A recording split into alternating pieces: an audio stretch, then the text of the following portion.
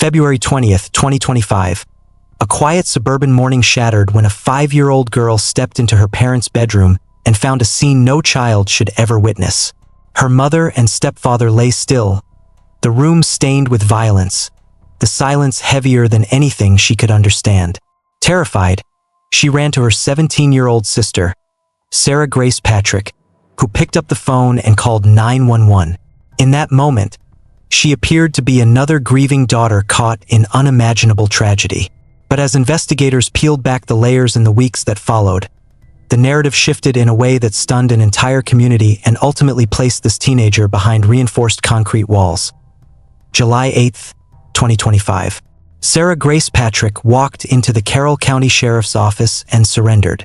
The same young woman who had posted tearful TikTok tributes and pleaded for prayers was now charged with multiple felonies, including malice murder. At just 17, she entered an adult system built to punish without mercy. By the end of this video, you will understand why the life awaiting her may be harsher than any death sentence. Sarah Grace Patrick is not simply a name in a headline. She is a 17-year-old sitting inside a system that was never designed to understand adolescence. Inside Carroll County Jail, she exists in a space built for containment, not development. The steel doors, the concrete walls, the fluorescent lighting humming overhead, none of it distinguishes between a fully formed adult and a teenager whose brain is still wiring itself for judgment, impulse control, and identity. When Superior Court Judge Dustin Hightower denied bond, the reasoning sounded procedural. Flight risk, severity of charges, community safety, but the practical outcome was immediate and absolute. It meant isolation. It meant confinement under adult protocols. It meant waking up each morning knowing there is no hallway of classmates outside the door, no locker, no graduation countdown, no college applications waiting to be submitted. Solitary confinement is often described in sterile administrative language. Restricted housing, protective custody, administrative segregation. But strip away the terminology and what remains is a teenager alone for 23 hours a day. A metal sink, a stainless steel toilet, a narrow bunk bolted to the wall, meals slid through a slot, conversations reduced to brief exchanges with guards whose job is security, not emotional preservation. For adults, extended isolation erodes stability. For adolescents, the damage can cut deeper. Neurologists have long established that the teenage brain is still forming its capacity for long-term reasoning and emotional regulation. Social interaction is not optional at that age. It is developmental fuel. Remove that fuel and the consequences compound quickly. Mood swings intensify. Anxiety sharpens. Time distorts. Days stretch and collapse simultaneously. The silence becomes its own presence. No laughter echoing down a hallway. No late-night phone calls with friends. No music drifting from another room. Instead, there is the mechanical rhythm of the jail. Keys clanking, doors slamming, footsteps pacing concrete corridors. In that environment, identity begins to shrink.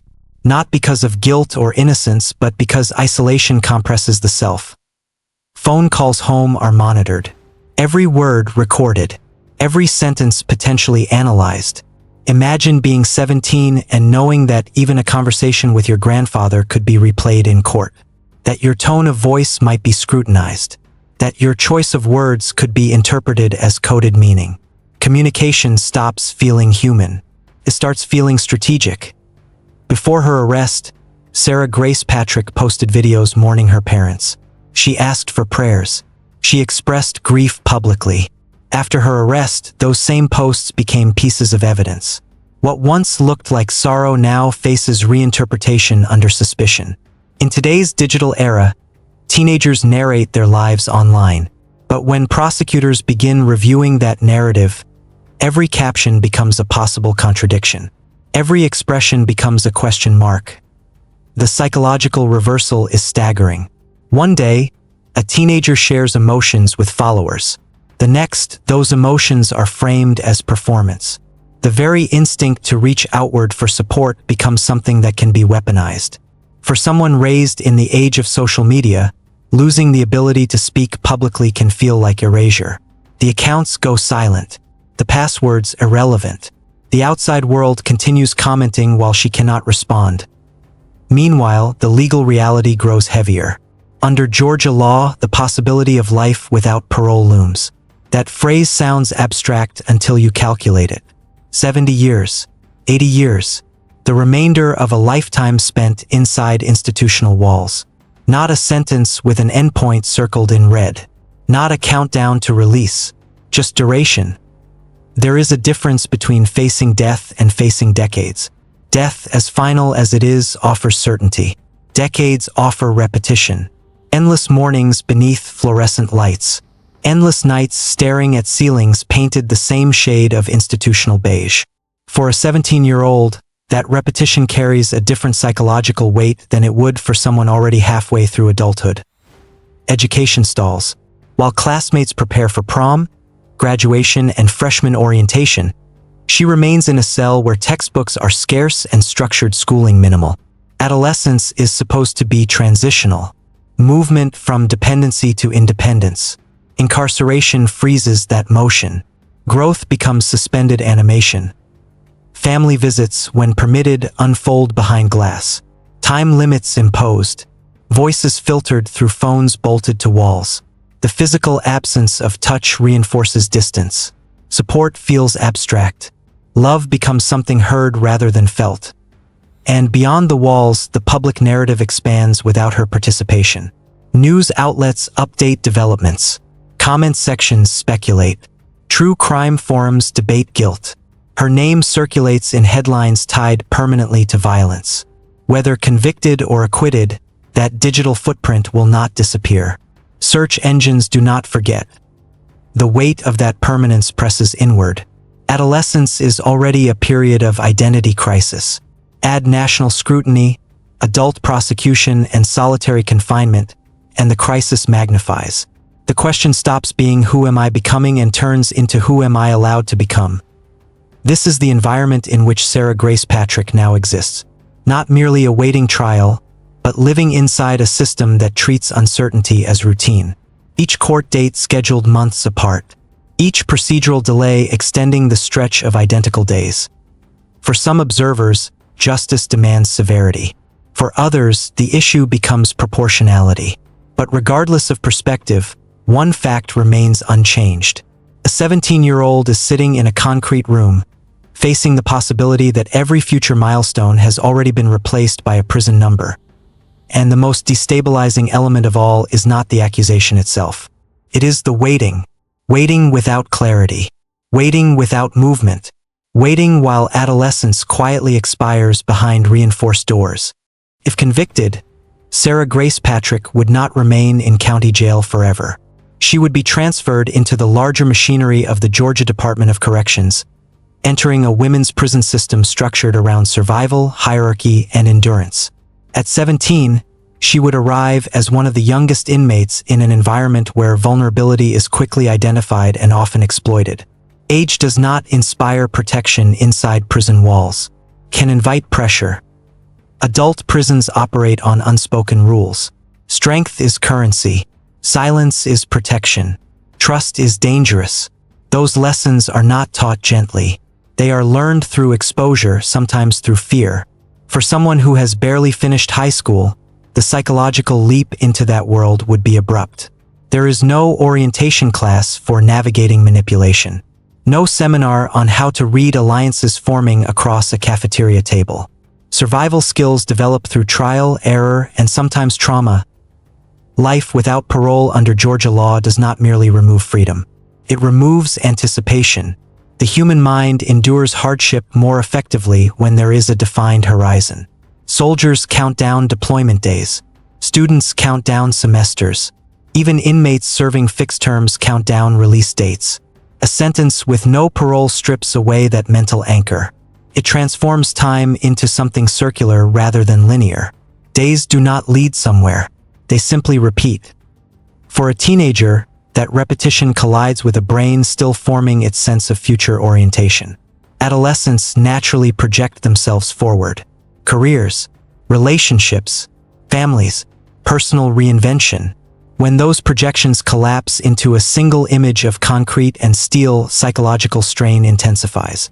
Experts who study juvenile incarceration often note that hope functions almost like oxygen. Restrict it long enough, and emotional suffocation begins. Public perception compounds that weight. The murders of Kristen Brock and James Brock are not distant tragedies in this narrative. They are central, visceral losses that shaped community outrage. In cases involving family violence, condemnation tends to be absolute. Society struggles to reconcile the idea of youth with the accusation of betrayal within the home. The reaction is rarely neutral.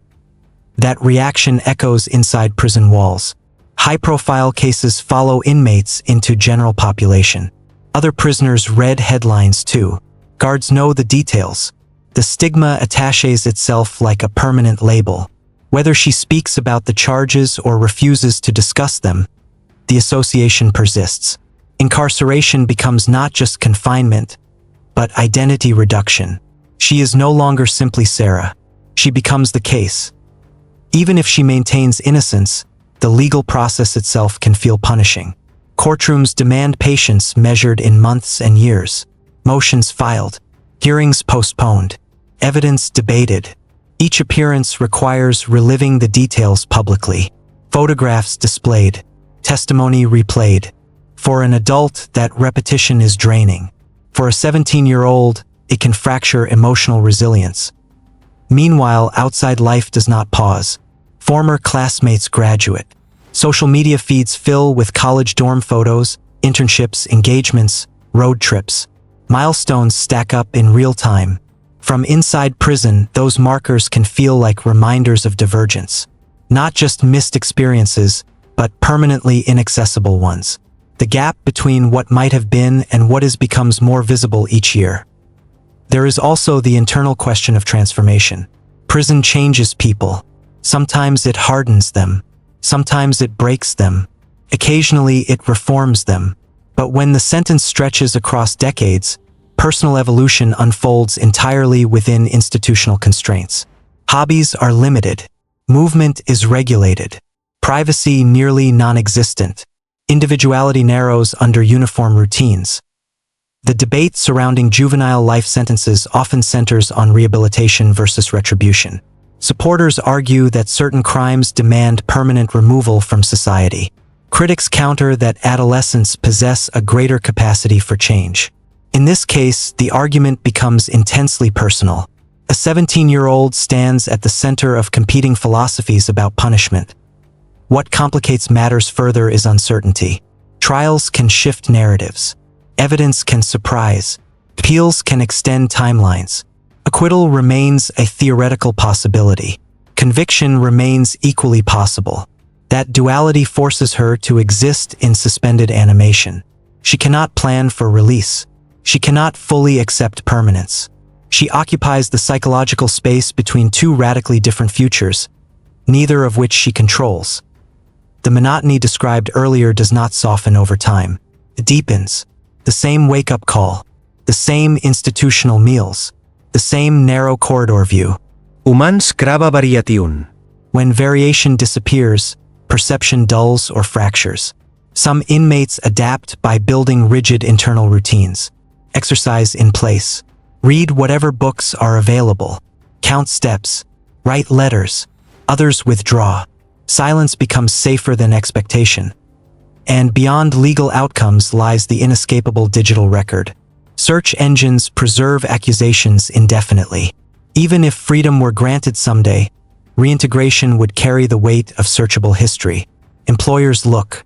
Neighbors look. Communities remember. The internet does not easily separate allegation from verdict in public memory. All of this forms the landscape she now faces.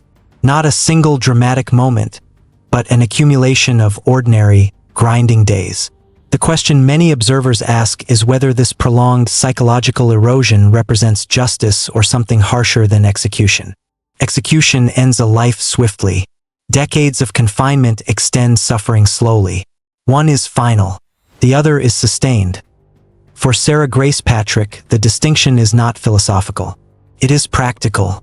It is measured in mornings beneath fluorescent lights and nights echoing with distant metal doors. It is measured in birthdays spent counting years rather than celebrating them. It is measured in the gradual realization that adolescence will not resume once trial concludes. Whatever verdict ultimately arrives, the experience of waiting inside this system has already altered her trajectory permanently. The concrete walls do not need to declare guilt to impose consequence. Time alone does that. And so the central dilemma remains. Is a lifetime inside prison walls a merciful alternative to death? Or is it a slower form of disappearance, unfolding day after identical day? So now we are left staring at a reality that feels almost impossible to process. A 17-year-old girl, Sarah Grace Patrick, sitting alone inside a concrete room, facing the possibility that those walls could define the rest of her natural life. 70 years, maybe more. Each morning begins the same way. Fluorescent lights flicker on. Metal doors echo down the corridor. Another day starts with nowhere to go and no future to step toward. Each night ends the same way. Silence, reflection, the slow realization that tomorrow will look exactly like today. Execution is immediate. It is final. It draws a line beneath suffering.